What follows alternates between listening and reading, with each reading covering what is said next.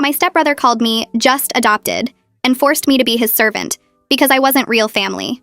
So I revealed everything at his college celebration dinner. My mom adopted me when I was 7 after my birth parents died in an accident. She was my aunt, actually, my birth mom's sister, but she always said I was her daughter from the moment she signed those papers. Life was great for 8 years, just me and mom in our little townhouse. She worked as a pharmacy tech, and I was a straight A student planning for college.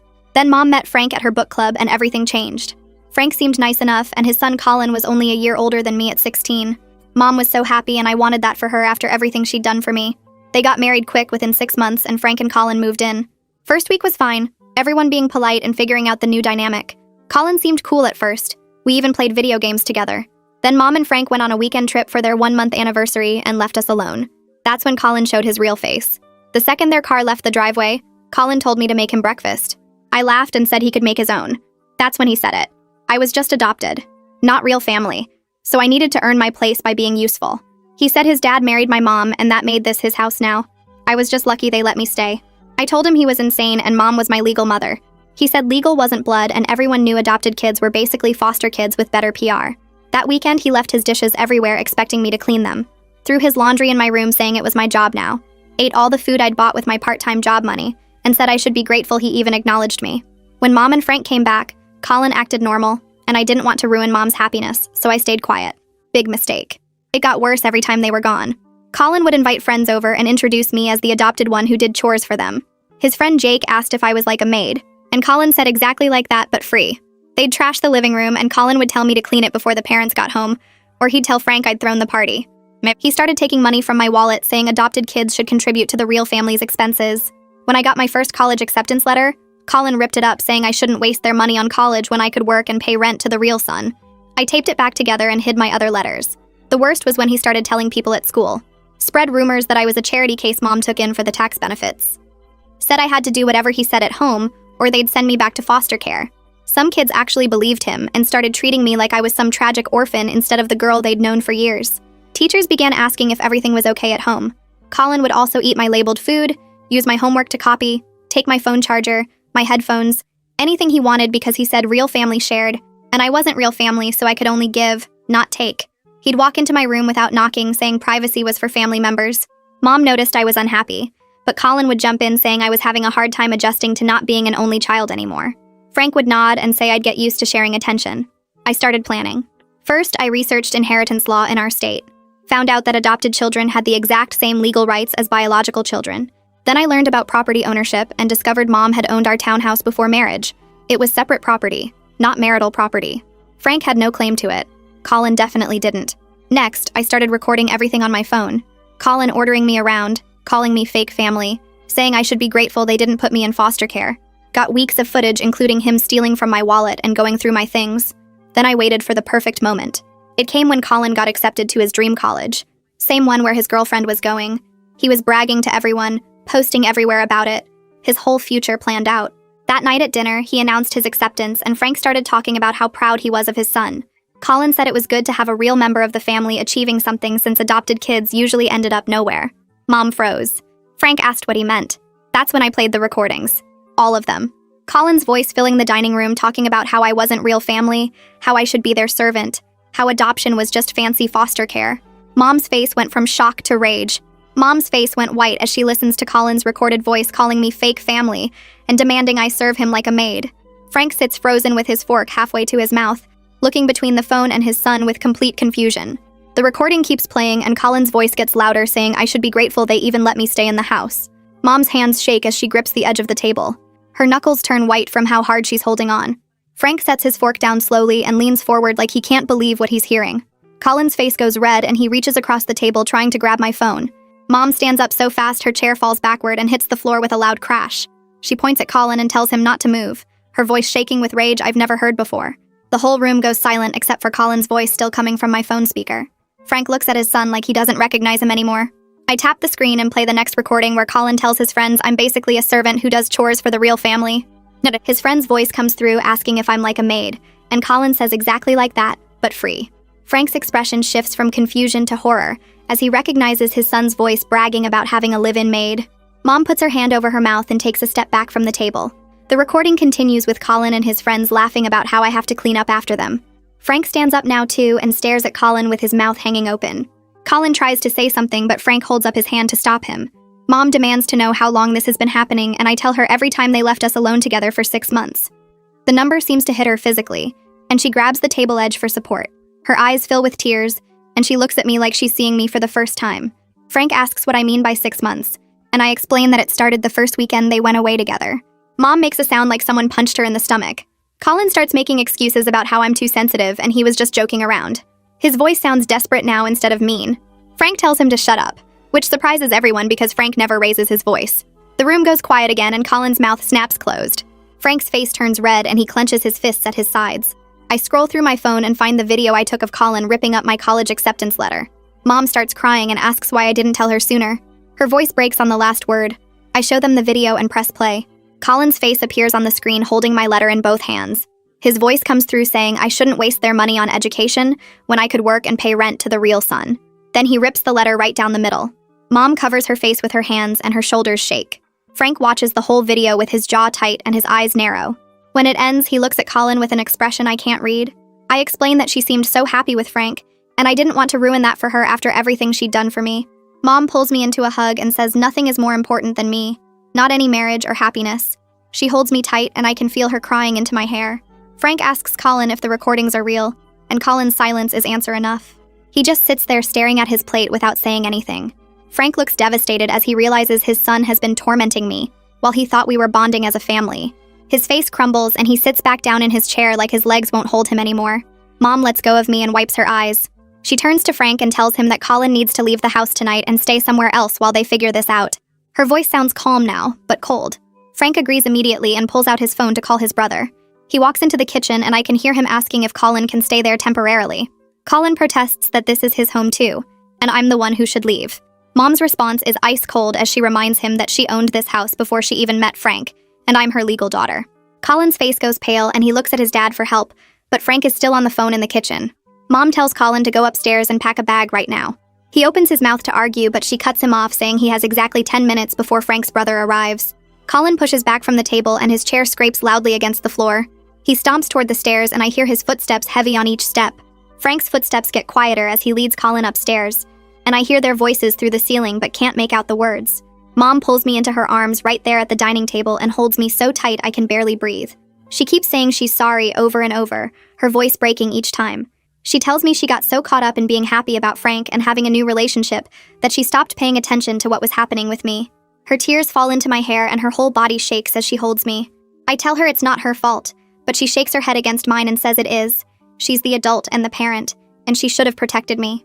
She should have noticed something was wrong instead of believing Colin's lies about me adjusting to not being an only child. I pull back from the hug and wipe my eyes, then scroll through my phone to find the folder where I saved everything else. Mom watches my screen as I open the first photo showing our living room completely trashed with pizza boxes and beer cans everywhere. Her hand covers her mouth when she sees it. I swipe to the next photo showing the same mess from a different angle with Colin's friends visible in the background laughing. Then I show her the text where Colin demanded $20 from me to replace the money he spent on cigarettes. Mom's face goes pale as she reads his message saying, adopted kids should contribute to real family expenses.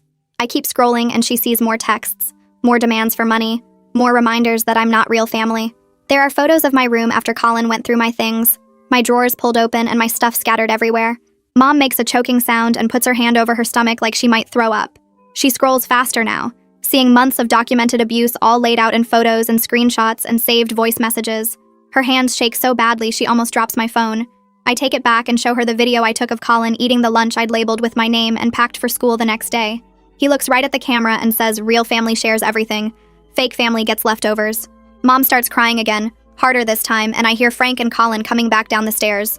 Frank walks into the dining room and sits down heavily in his chair, his face red and his eyes wet. He asks to see everything I showed Mom and I hand him my phone without saying anything. He watches the first video with his jaw clenched tight, then the second one, then starts scrolling through the photos. His expression changes from shock to horror to something that looks like physical pain. He stops on the photo of Colin's friends trashing our living room and stares at it for a long time. Then he looks at me and asks how many times this happened, and I tell him at least 6 times that I know of. Frank closes his eyes and his shoulders slump forward. He keeps scrolling through everything, taking his time with each photo and text message, reading every word Colin wrote to me. When he gets to the video of Colin ripping my college letter, he watches it 3 times in a row. His hands grip my phone so hard I worry he might break it. He finally looks up at Mom and says he had no idea. He thought I was just having normal teenager problems with sharing space. Mom's face hardens and she tells him that's because Colin convinced both of them I was being dramatic while he was systematically tormenting me. Frank nods and doesn't try to defend himself, just sits there looking completely broken. We hear Colin's footsteps on the stairs again, and he walks into the dining room carrying a backpack and a duffel bag. He drops them on the floor and crosses his arms, trying to look tough, but his eyes are red and puffy. He tells Mom I'm making a bigger deal out of this than it needs to be, that siblings fight and this is normal stuff. Mom stands up so fast her chair tips over backward and crashes to the floor. She tells Colin to shut his mouth right now because she doesn't want to hear another word of his excuses. Her voice sounds cold and sharp, nothing like her normal warm tone. She says he has exactly 1 week to think about what he's done and decide if he wants to take full responsibility for his actions. If he does, they'll talk about him coming back home, but only if he admits everything and commits to changing. If he doesn't, he can stay with Frank's brother permanently. Colin's tough expression cracks and he looks at Frank for help, but Frank just shakes his head. Colin picks up his bags and walks toward the front door without looking at any of us. Frank follows him out and I hear them talking quietly on the porch. Then a car pulls up and doors slam. The house goes silent except for the sound of Mom breathing hard like she just ran a race. She picks up her chair and sits back down, then reaches for my hand across the table. Frank comes back inside and closes the front door, then locks it like he's afraid Colin might try to come back. He walks to the kitchen and I hear him filling the kettle with water. Mom squeezes my hand and asks if I want tea, and I nod because my throat feels too tight to talk. Frank brings 3 mugs to the table a few minutes later, and we all sit there holding the hot cups and not saying anything. Mom finally breaks the silence and tells me she wants to hear everything, not just what's in the recordings. She wants to know every detail about what Colin did so she understands the full picture. I take a sip of tea to buy myself time and then start talking. I tell her about Colin going through my dresser drawers and taking my favorite hoodie, then claiming it was his when I asked for it back. I tell her about him stealing my phone charger every single night so my phone would die and I couldn't talk to my friends. I tell her about him walking into my room without knocking, sometimes when I was changing clothes and laughing when I yelled at him to get out. Mom's face gets more and more upset with each new detail, and she keeps interrupting to say she should have noticed these things happening. I tell her about Colin taking food I bought with my own money and eating it right in front of me while saying I should be grateful he even acknowledged my existence. Frank listens without moving, his tea getting cold in front of him, his eyes fixed on the table. I tell them about the time Colin told his friends I was like their personal maid, and they could leave their trash anywhere because I'd clean it up. Mom asks how I managed to record everything without Colin knowing, and I explain that I started keeping my phone in my pocket all the time with the recording app ready. Every time Colin started talking about me being adopted or ordering me around, I'd hit record. Sometimes I'd prop my phone up on a shelf to catch video of him going through my stuff or eating my food. It took weeks to gather enough evidence because I wanted to make sure no one could claim I was exaggerating or lying. Frank finally speaks and admits he thought I was having trouble adjusting to not being an only child anymore. He says Colin told him I was jealous of their father-son relationship and acting out for attention. Frank believed his son because Colin seemed so sincere and concerned about family harmony. Frank's voice cracks when he says he should have talked to me directly instead of accepting Colin's version of events. Mom reaches across the table and takes Frank's hand with her free one, so now we're all connected in a chain. She tells him they both failed me, but they're going to fix this together. Frank nods and wipes his eyes with his sleeve. Mom asks if anyone at the school knows what was happening at home, and my stomach drops because I'd been hoping to avoid this part. I take a deep breath and tell her about the rumors Colin spread, about how he told people I was a charity case she took in for tax benefits.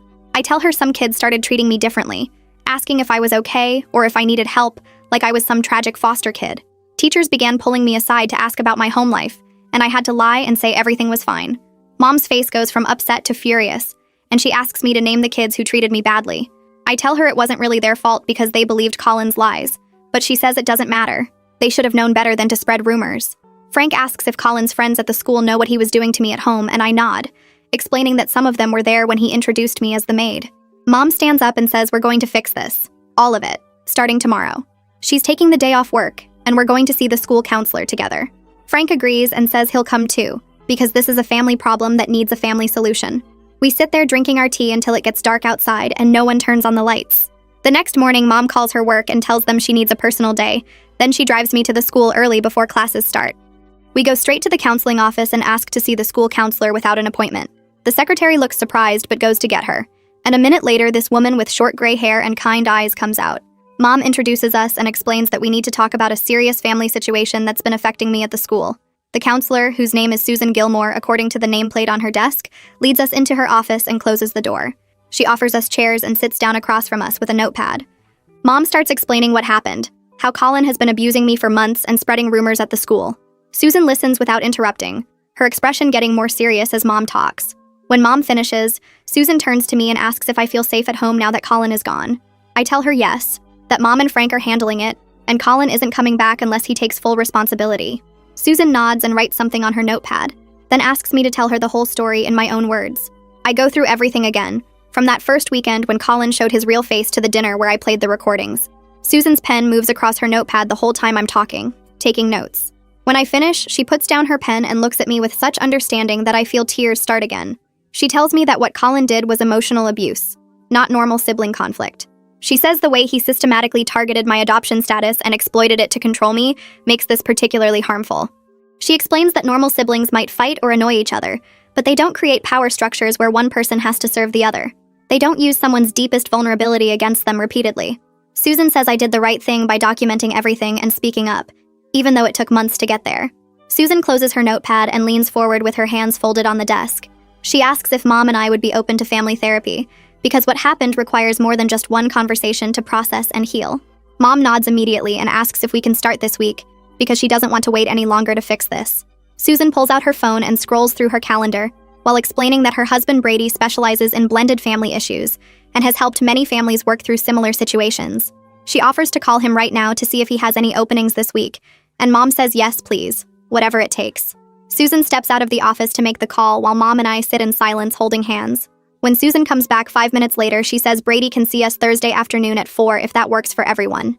Mom agrees instantly and says she'll make sure Frank is there too, because this is a family problem that needs everyone involved.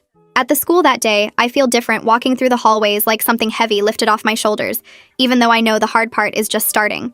Mara catches up to me at my locker before first period and immediately asks what's going on, because I look different somehow. I tell her everything that happened at the dinner, how I played the recordings, how Colin got kicked out, how Mom and Frank are making him stay at his uncle's house. Mara's mouth drops open and she grabs my arm, pulling me toward an empty classroom. She closes the door and makes me tell her the whole story again from the beginning. When I finish explaining about the 6 months of abuse and the recordings and Susan's meeting this morning, Mara looks shocked and a little hurt. She asks why I didn't tell her sooner because we're supposed to be best friends, and she had no idea things were that bad at home. I explain that I didn't know how to talk about it because Colin made me feel like maybe I was overreacting or being too sensitive about normal sibling stuff. Mara shakes her head hard and says nothing about what I described. Sounds normal at all. She admits she noticed I'd been stressed and quieter lately, but she thought it was just college application pressure getting to me. The guilt shows on her face as she says she should have pushed harder to find out what was wrong instead of just accepting my excuses. I tell her it's not her fault because I got really good at hiding it and pretending everything was fine. Mara hugs me tight and says from now on she's not letting me brush things off when something is clearly bothering me. She makes me promise to tell her if Colin tries anything when he comes back, or if anyone at the school gives me trouble about it. By lunchtime, word has spread through school that Colin got kicked out of his house and some of his friends are looking for me. I'm walking to my next class when 3 guys including Kieran block the hallway in front of me. Kieran steps forward with his arms crossed and asks if it's true that I got Colin thrown out over some stupid recordings. I try to walk around him, but he moves to block me again. He says I'm ruining Colin's life over nothing and trying to break up my mom's marriage just because I can't handle not being an only child anymore. His friends nod along and one of them says Colin told them I've been difficult since his dad moved in. I feel my face get hot as other students start gathering to watch the confrontation. Kieran gets louder saying Colin is his best friend, and he knows Colin would never do the things I'm claiming because Colin is a good guy who is just trying to help me adjust. Mr. Fraser's voice cuts through the hallway telling everyone to get to class. He walks up to our group and asks what's going on here. Kieran starts to explain, but Mr. Fraser holds up his hand and tells Kieran to go to the principal's office right now. Kieran protests that he was just talking to me, but Mr. Fraser says blocking someone in the hallway and confronting them with a group is not just talking. He points down the hall and Kieran leaves with his friends following behind him looking confused. Mr. Fraser asks me to stay after class because he wants to talk to me about something. The rest of the day drags by with people staring at me in the hallways and whispering when I walk past. After class, Mr. Fraser closes the door and asks me to sit down. He's my favorite teacher because he actually listens to students and treats us like real people instead of just kids. He sits on the edge of his desk and asks gently if I'm okay and if there's anything the school should know about my home situation. I hesitate because I don't want to make things worse, but then I remember Susan saying I did the right thing by speaking up. I tell Mr. Fraser about the rumors Colin spread at the school over the past few months, how he told people I was a charity case Mom took in for tax benefits, how some students started treating me differently because they believed I was some tragic foster kid instead of just a normal adopted daughter. Mr. Fraser's expression gets more serious as I talk, and he writes some notes on a pad of paper. He asks if I have any evidence of the rumors or the way Colin talked about me at the school. I pull out my phone and show him a few of the recordings where Colin introduces me to his friends as the adopted one who does chores. Mr. Fraser listens to about 30 seconds before he stops me and says he's heard enough. He tells me this is serious, and he's going to talk to the principal about addressing the bullying and false information that's been spread around school. He says no student should have to deal with their family situation being used against them like this. Before I leave, he asks if I feel safe at home now, and I tell him yes because Colin is gone and Mom and Frank are handling it. Mr. Fraser nods and says to come to him if I need anything or if any students give me trouble about this situation. The principal calls me to her office first thing the next morning. I walk in, and she's sitting behind her desk with a serious expression that makes my stomach drop. She asks me to sit down and explain the full story of what's been happening at home and at the school. I show her the recordings on my phone and explain how Colin's rumors damaged my reputation over the past 6 months. She listens to several recordings and watches her face change from neutral to angry as Colin's voice fills her office calling me fake family and saying I should be grateful they let me stay. When I finish, she puts her head in her hands for a moment before looking up at me. She says she's horrified that this was happening right under the school's nose and no one caught it sooner. The principal explains that she'll be making an announcement at the end of the day, clarifying that rumors about my adoption and family situation are completely false, and that bullying of any kind will not be tolerated.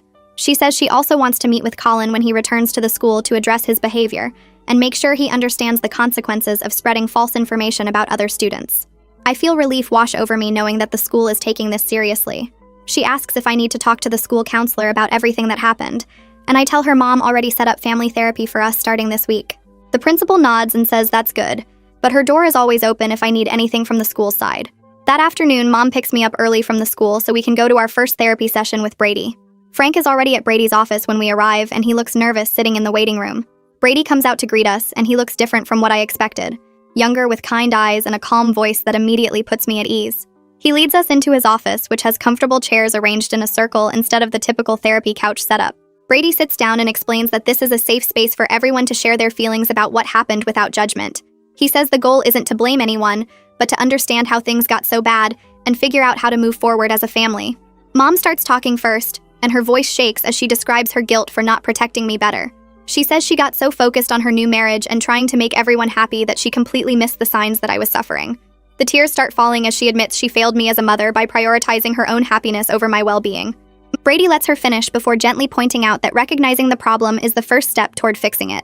Frank speaks next, and he looks down at his hands the whole time. He admits he enabled Colin's behavior by dismissing my discomfort as normal adjustment issues when I tried to bring things up. He says he wanted so badly for the blended family to work that he ignored red flags and believed Colin's explanations without questioning them. Frank's voice cracks when he says he's sorry for not protecting me and for allowing his son to abuse me in what should have been my safe home. I turn my attention back to Brady, waiting for him to continue the session. He leans forward in his chair and starts explaining how Colin's behavior makes more sense when you understand his background. Brady says Colin probably felt scared about sharing Frank with a new family, and that fear came out as anger toward me. He explains that doesn't make what Colin did okay, but it helps us understand why he went after my adoption status instead of just normal sibling stuff. Brady says Colin picked the thing that made me most vulnerable because deep down he was feeling vulnerable too. Mom nods slowly like this is starting to make sense to her. Frank shifts in his seat and looks uncomfortable as Brady keeps talking. Brady says kids who feel threatened sometimes lash out at the people they see as competition, and Colin clearly saw me as someone taking his dad away. I sit there processing this information, and part of me gets it, but another part of me is still angry because understanding why someone hurt you doesn't erase the hurt. Frank clears his throat and starts talking about Colin's mom. He says she left when Colin was only 5 years old, just walked out one day and never came back. Frank's voice gets quiet as he explains Colin has always been sensitive about family staying together because of that abandonment. He thinks Colin saw me as a threat to the stability he finally had with just him and Frank. Frank says Colin probably worried that Frank would love me more, or that I would somehow break up their family like his mom did. The words hang in the air, and I realize Colin's been carrying around this fear for years. Frank looks at me with sad eyes and says he should have recognized the signs earlier, should have talked to Colin about his fears instead of assuming everything was fine. Mom reaches over and squeezes Frank's hand. Brady jumps back in and says, "Understanding Colin's motivation matters, but right now the focus needs to be on helping me heal from what happened." He says we can't fix Colin's past trauma, but we can make sure I feel safe and valued in my own home moving forward. Brady pulls out a notebook and starts giving us homework assignments. He tells Mom and Frank to spend individual time with me each week doing activities I enjoy. He tells them to ask me directly about my needs instead of assuming. He gives me an assignment to write down my boundaries and what I need to feel respected. Brady says we all need to practice better communication, and actually listen when someone says they're uncomfortable. He makes Mom and Frank promise to take my concerns seriously, even if they seem small. The homework feels manageable, and I appreciate that Brady is focusing on practical steps, instead of just talking about feelings. 1 week passes, and I'm starting to feel more normal at home. Mom and I went to the bookstore together, and Frank took me out for ice cream. They've both been making an effort to check in with me and actually listen to my answers. Then Frank's phone rings during dinner, and he answers it. I can tell from his face it's his brother calling about Colin. Frank listens for a few minutes, then looks at Mom and me. He says Colin wants to come home and claims he's ready to apologize for everything. Mom's expression goes hard, and she tells Frank that Colin can come for a family meeting, but he's not moving back in yet. She says we need to hear what he has to say and see if he actually understands what he did wrong. Frank agrees and schedules the meeting for Saturday at Brady's office. I feel my stomach twist with nerves because I'm not ready to see Colin yet. Mom notices and reminds me that Brady will be there to make sure everything stays productive. The rest of the week drags by as I try to prepare myself for facing Colin again. Saturday arrives and we drive to Brady's office in silence. Colin is already in the waiting room when we get there, and he looks terrible. His eyes are red and puffy like he's been crying. His hair is messy and he's wearing sweatpants instead of his usual nice clothes. He won't make eye contact with any of us. Brady comes out and leads us all into his office. We sit in the same circle as before, but this time Colin is part of it. Brady explains the ground rules for the meeting and says Colin has prepared something he wants to share. Colin pulls out a piece of paper and his hands shake as he unfolds it. He starts reading an apology he clearly wrote with someone's help, because it sounds too formal for how Colin normally talks. He says he takes full responsibility for his actions and acknowledges that he caused me serious harm. He admits he was wrong to use my adoption against me and wrong to treat me like a servant. He says he's been doing a lot of thinking about why he acted that way, and he's starting to understand his own issues. Colin's voice cracks a few times while he reads, and I can tell he's genuinely upset. When Colin finishes reading, everyone looks at me waiting for my response. I take a deep breath and tell Colin that his apology is a start, but words aren't enough after 6 months of abuse. I say I need to see actual changed behavior and real respect before I can trust him again. I tell him he made me feel worthless in my own home, and that doesn't just go away because he says sorry. I explain that he spread lies about me at the school and damaged friendships that took years to build. Colin nods and keeps his eyes down. I say I appreciate that he's taking responsibility, but I need time to see if he really means it, or if this is just an act to get back into the house. Mom puts her hand on my shoulder in support. Brady says what I'm expressing is completely valid and that rebuilding trust takes time and consistent action. Brady shifts into practical mode and starts laying out ground rules for if Colin moves back home. He says Colin needs to start individual therapy immediately and attend every single session. He says Colin cannot enter my room without knocking and getting permission first. No exceptions. He explains we need equal division of household chores with a written schedule so there's no confusion. Brady makes it crystal clear there's zero tolerance for any comments about my adoption or family status. He says if Colin makes even one adoption-related remark, he's out of the house again. Colin agrees to everything without arguing. Brady writes down all the rules and makes copies for everyone. He says we'll review these guidelines in our family sessions to make sure everyone is following them. Frank and Mom both nod their approval. Mom adds her own conditions on top of Brady's rules. She says Colin needs to publicly correct the rumors he spread at the school about me. She tells him he has to make an announcement or statement that clarifies I'm a full member of the family with equal status. Mom also says Colin needs to apologize directly to Mara and my other friends for how he treated me in front of them. She wants him to take responsibility for the social damage he caused me. Colin looks uncomfortable but agrees to do it. Mom's voice is firm as she explains these aren't optional. They're requirements for him to come back home. I feel grateful that Mom is standing up for me this strongly. Frank supports Mom's conditions and says Colin will do whatever it takes to make things right. Frank speaks up and drops another consequence on Colin. He says Colin's college fund is being reduced to pay for all the family therapy sessions. Frank also tells Colin he needs to reimburse me for all the money he stole from my wallet over the past 6 months. Colin's face falls and he looks like he wants to argue, but then he closes his mouth. Frank says this is about Colin learning that actions have real financial consequences. Colin asks how much money he owes me, and I tell him it was about $300 total. Frank says that amount plus the therapy costs will come out of Colin's college savings. Colin looks upset but doesn't argue because he knows he has no leverage here. He just nods and says he understands. Brady notes all of this down and says financial restitution is an appropriate consequence. 2 weeks go by before Colin actually moves back into the house. During those 2 weeks, Mom and Frank make sure all the ground rules are posted on the fridge and in Colin's room. They set up the chore schedule and bought a lock for my bedroom door so I can have complete privacy. Colin starts his individual therapy and Frank drives him to every appointment. When moving day comes, Colin brings his stuff back and immediately goes to his room.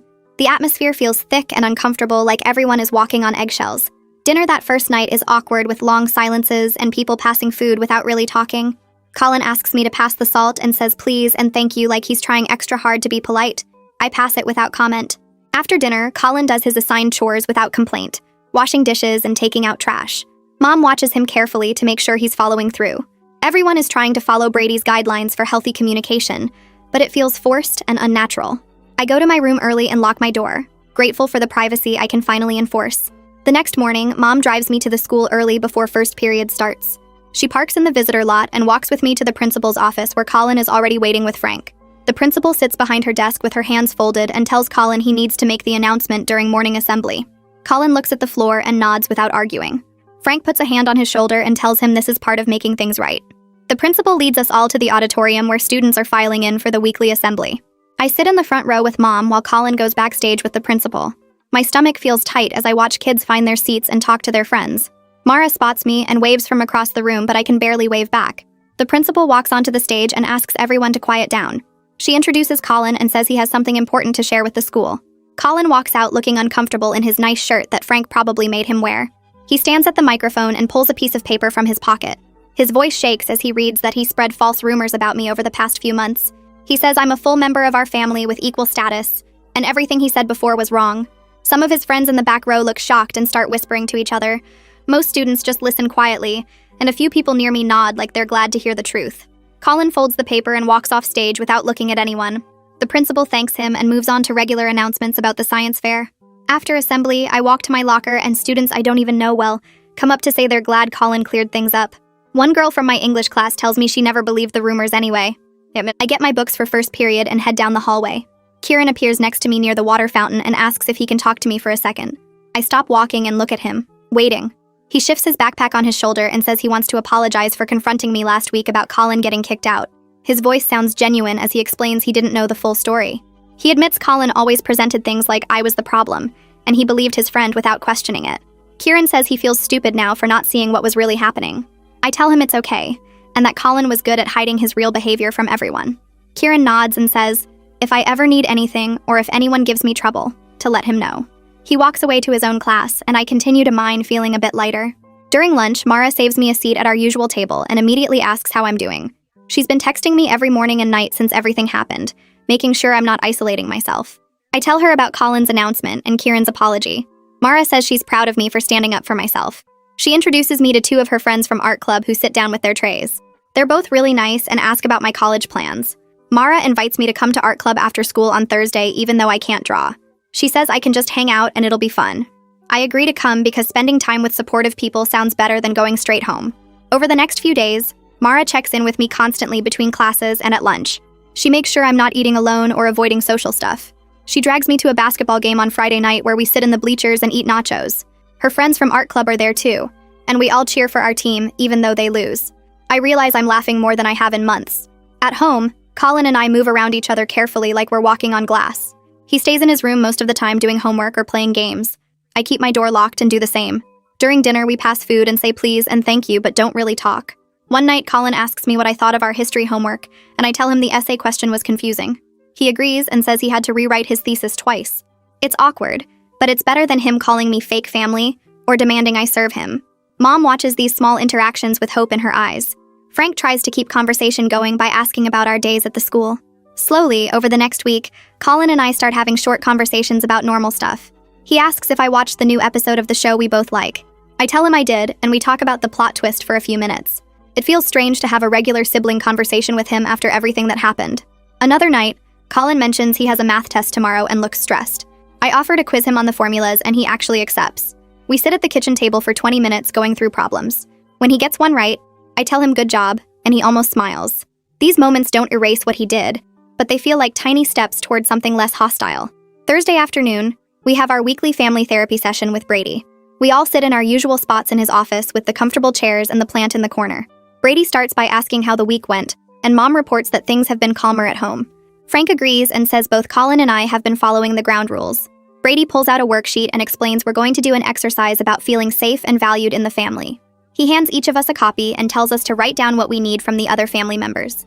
I stare at the blank lines and think about everything that happened. After a few minutes, Brady asks who wants to share first. I volunteer and read from my paper that I need my privacy respected completely. I say no one should enter my room without knocking and waiting for permission. I also say I need my adoption to never be used against me in any way, not in jokes or arguments or casual comments. My voice stays steady as I explain that being adopted doesn't make me less of a family member, and I need everyone to understand that. Mom reaches over and squeezes my hand.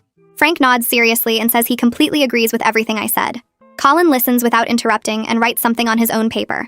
Brady asks Colin to share next, and Colin reads that he needs to feel like he matters to his dad, even with new family members around. Frank's face changes as he hears this.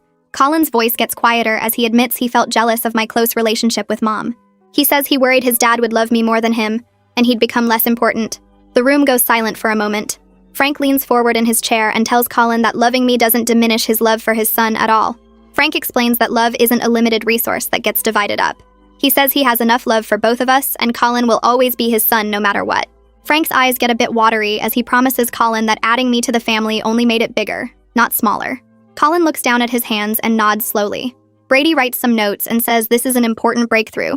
He explains that Colin's jealousy doesn't excuse his behavior, but it helps everyone understand where it came from.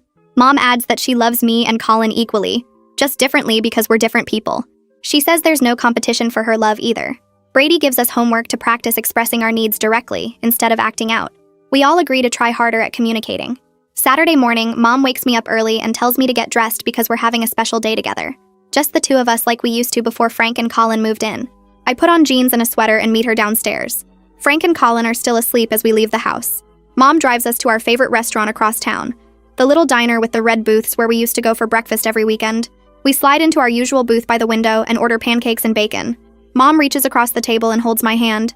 She tells me she's been thinking a lot about everything that happened. She says she got so caught up in her new relationship and being happy with Frank that she forgot to protect me the way she should have. Her voice breaks a little as she reminds me that I was her daughter before Frank came into the picture. She says I'll always be her daughter no matter who else joins our family. I feel tears starting, but I blink them away. Mom tells me she's proud of how I stood up for myself even when it was hard. She says I'm strong and brave and she's lucky to be my mom. Our food arrives and we eat slowly, talking about college plans and my favorite classes. Mom asks about Mara and my new friends from art club. We spend 3 hours at the diner just talking and laughing like we used to. When we finally leave, Mom hugs me in the parking lot and promises we'll do this more often. She says Frank and Colin are important, but so is our relationship, and she won't let it fade. The next weekend, Frank asks if I want to go to the bookstore with him. I'm surprised, but I say yes. We drive to the big bookstore downtown, and Frank tells me to pick out whatever books I want. We walk through the aisles, and I show him the novels I've been wanting to read. Frank asks about my college applications and which schools I'm most excited about. I tell him about the 3 I'm hoping to hear back from soon. Frank says he's proud of me for speaking up about Colin's behavior. He explains it couldn't have been easy to expose everything at that dinner, but it was the right thing to do. Frank admits he should have listened better when I seemed unhappy, instead of assuming it was normal adjustment stuff. He says he's learning to be a better stepfather, and he wants to support my future, however he can. We end up at the coffee shop inside the bookstore with hot chocolates and a stack of books. Frank tells me about his own college experience and gives me advice about campus visits.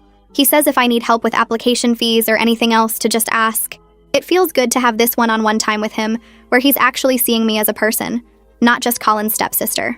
Monday after school, I have an appointment with the college admissions counselor in the guidance office. I explain what happened with my acceptance letter that Colin destroyed. The counselor listens carefully and takes notes. She says she'll help me contact the college to request a replacement letter. She calls them right there while I sit in her office and explains the situation. The person on the phone is understanding and says they'll send a new copy of the acceptance letter immediately. The counselor also helps me organize my other applications and make sure all my materials are submitted. She asks if I need any recommendation letters, and I tell her Mr. Fraser already wrote me one. She prints out a checklist of deadlines and goes through each one with me. Before I leave, she tells me not to let Colin's actions derail my college plans. She says I've worked hard for these opportunities and I deserve them. The replacement acceptance letter arrives in the mail 3 days later in a big envelope. Mom frames it and hangs it in the hallway where everyone can see it. She says she should have done this with the original letter, and she's not letting my achievements be hidden anymore. 3 months pass since the dinner confrontation. The house feels different now, less tense but still careful. Colin and I have settled into a routine of polite distance mixed with occasional normal sibling moments. One evening, I'm sitting at the kitchen table working on college essays when Colin comes in for a snack. Instead of just grabbing food and leaving like usual, he sits down across from me. He asks what I'm working on, and I tell him about my applications. Colin actually seems interested as he asks which schools I'm considering. I list them and explain what programs each one has. Colin offers advice about campus visits based on his own college search experience. He tells me to make sure I check out the dorms and talk to actual students, not just tour guides. He suggests questions I should ask about class sizes and internship opportunities.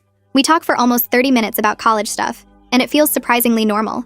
Colin mentions his girlfriend is excited about their school and asks if I've thought about roommate situations. I tell him I'm planning to do random assignment and see what happens. He nods and says that's probably smart for freshman year. When he gets up to leave, he tells me good luck with my applications. I thank him, and he actually smiles a little before heading back to his room. It's not friendship, and it doesn't erase the past 6 months of abuse, but it's the first real conversation we've had where he treated me like an equal. I take a breath and decide to share my news with Colin. The words feel careful as they come out. I got accepted to 3 schools. Colin looks up from his phone and actually smiles. He says congratulations and asks which ones.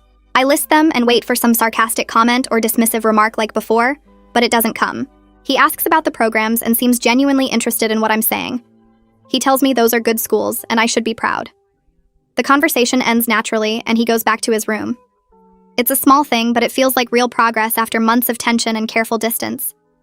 The next day, Mom comes home from work with frames under her arm. She hangs my acceptance letters in the living room right where everyone who visits can see them. She steps back to look at them and tells me she's proud of my achievements. She says she should have done this the first time instead of letting my accomplishments stay hidden in my room. Frank comes home and sees the display and adds that it looks great. Colin walks through and stops to look at the frames. He doesn't say anything negative, and that alone feels like a win. Our next therapy session with Brady starts like usual with everyone sitting in their spots. Brady reviews his notes and looks up at us with a pleased expression. He says we've made significant progress over the past few months. The communication has improved and everyone is taking responsibility for their actions and feelings. He suggests we can reduce our sessions to twice a month instead of weekly. Mom looks surprised but happy. Frank agrees that things at home feel more stable. Brady says he's impressed by everyone's commitment to change and honest communication. He reminds us that therapy is always available if we need it, but we've built a strong foundation. Colin nods and says the individual sessions have been helping him too. Brady gives us new homework assignments focused on maintaining the progress we've made. Bonnie stops by the house a few days later to drop off some paperwork for Mom. She comments on how much happier Mom seems now compared to a few months ago. Mom invites her in for coffee, and they sit at the kitchen table talking. I hear Bonnie say the tension was obvious before, even though Mom tried to hide it. Mom admits the first few weeks after the confrontation were incredibly hard. She says there were moments she worried the marriage wouldn't survive the honesty, but working through everything openly has actually made their relationship stronger. Frank joins them and agrees that facing the problems head-on was better than pretending they didn't exist. Bonnie says she's glad they pushed through the difficult part instead of giving up. That evening, Frank and Mom sit together on the couch after Colin and I go to our rooms. I hear their voices through the wall as I'm doing homework. They're talking about their relationship and their commitment to each other. The conversation sounds serious but not angry. The next morning at breakfast, Mom announces that she and Frank have renewed their commitment to each other with a new understanding. She says their kids' well-being comes before their own comfort. They promise to address problems immediately instead of hoping they'll resolve themselves. Frank adds that they won't let issues fester like they did before. Colin and I exchange glances across the table. It feels good to hear them prioritize us, but also weird to be the focus of their promises. Colin comes home from his individual therapy session later that week and finds me in the kitchen making a snack. He leans against the counter and tells me his therapist is helping him understand why he felt so threatened by me. He says he's working on his insecurity issues about sharing his dad with other people. He admits he saw me as competition for Frank's attention and love. His therapist is helping him realize that love doesn't work that way, and there's enough for everyone. I tell him I'm glad he's getting help. He nods and says he knows he messed up badly, and he's trying to be better. The conversation is awkward, but it's honest, and that matters more than comfort right now. 4 months pass since the dinner confrontation that changed everything. The house feels different in ways that are hard to explain. One Saturday afternoon, Colin knocks on my door and asks if I want to play video games together like we did that first week when they moved in. I hesitate because part of me still remembers all the awful things he did, but another part of me wants to believe people can actually change. I agree, and we set up in the living room with controllers. We play for almost 2 hours, and it's actually fun. There's still some awkwardness when we talk between games, but we laugh at stupid moments and trash talk each other in a normal sibling way. It's not friendship, and it doesn't erase the past 6 months, but it's something real and positive. Mom's lawyer visits the house to go over some documents. Mom asked her to confirm my legal rights as an adopted child after everything that happened with Colin. The lawyer spreads papers across the dining room table and explains that I have full legal rights identical to biological children. She helped Mom update her will to explicitly state that I inherit equally with any other children. Mom shows me the documents and points to where my name appears next to Colin's with the same provisions. She tells me this is to reassure me of my permanent place in this family. The lawyer adds that adoption creates the exact same legal parent-child relationship as birth. No one can ever claim I have fewer rights or less standing. I feel something tight in my chest loosen as I read the official legal language confirming what Mom always told me. At the school, things have shifted back to normal. The rumors Colin spread have faded, and people treat me like they did before all this started. Student council elections happen, and I decide to run for a position. Mr. Fraser helps me with my campaign speech and offers advice about connecting with voters. Election day comes, and I win a seat on the council. Mr. Fraser pulls me aside after the announcement and tells me he's proud of how I handled a difficult situation with grace and strength. He says standing up for myself while maintaining my dignity showed real character. Other teachers congratulate me in the hallways, and my friends celebrate with me at lunch. I finally make my college decision after weeks of weighing options and visiting campuses. The whole family goes out to dinner at a nice restaurant to celebrate. We sit at a round table and order appetizers and entrees. When the food arrives, Frank raises his glass and proposes a toast to my success. Colin lifts his glass too and adds that he's grateful I gave him a chance to be a better brother. He says he knows he doesn't deserve my forgiveness, but he's working to earn it. Mom's eyes get watery as she looks around the table at all of us. She says this is what family should be about, supporting each other and growing together. We clink our glasses, and the sound fills the space between us with something that feels like hope. A few days after the celebration dinner, Mom finds me in my room studying for finals. She sits on my bed and asks if we can talk. I close my textbook and turn to face her. She takes my hand and tells me watching me stand up for myself changed something in her too. For years, she played it safe at work, never pushing for promotions or better positions because she was scared of rejection or failure. But seeing me expose Colin's treatment made her realize she'd been letting fear control her choices. She applied for a management position at the pharmacy that she'd been avoiding for over a year. The interview is next week, and she's nervous but excited. I squeeze her hand and tell her she's going to be amazing at it. She smiles and says we're both learning to advocate for ourselves, and that makes us stronger together. Frank catches me alone in the kitchen the next evening while I'm making a sandwich. He leans against the counter and tells me he needs to say something. His voice is serious but not angry. He explains that watching how I handled everything with Colin taught him important lessons about making assumptions and really listening to people instead of hearing what he wants to hear. He admits he dismissed my discomfort as normal adjustment problems because that was easier than confronting the possibility that his son was causing real harm. He pauses and looks at me with this hopeful expression. He asks if it would be okay for him to call me his daughter instead of his stepdaughter. The question catches me off guard, and I feel my throat get tight. I think about how he stood up to Colin and supported Mom through all the hard conversations. I nod and tell him yes. He pulls me into a hug, and I realize this is what family is supposed to feel like. 3 weeks before I leave for college, Colin knocks on my door and asks if I need help packing. I'm surrounded by boxes and piles of clothes trying to figure out what to bring. He comes in and starts folding shirts while we talk about random stuff like which dorm buildings are best and what classes I should take first semester. We joke about how I'll probably call home crying about the cafeteria food within a week. He admits he's actually going to miss having me around, which surprises both of us. I throw a rolled-up sock at him and tell him he's getting soft. He laughs and says maybe, but at least he's not a jerk anymore.